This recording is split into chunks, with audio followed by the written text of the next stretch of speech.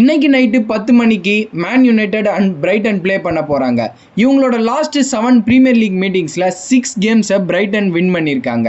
But still United ஃபேன்ஸ்லாம் ரொம்ப ஹோப்போட இருக்காங்க. இதுக்கான காரணம் ரீசெண்ட் டைம்ஸில் மேன் யுனைடெடோட கேம் பிளேவும் அவங்களோட பர்ஃபார்மன்ஸும் தான். லாஸ்ட் சண்டே லிவர்பூலை ஆன்ஃபீல்டில் 2-1 ஜெயிச்சிருக்காங்க.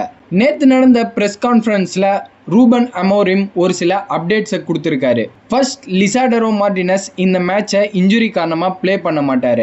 Next, Mason mount and Harry Maguire இவங்க 2 பேருமே மேபி இன்ஜுரினால இந்த மேட்சை மிஸ் பண்ணுறதுக்கான வாய்ப்பு நிறைய இருக்குது.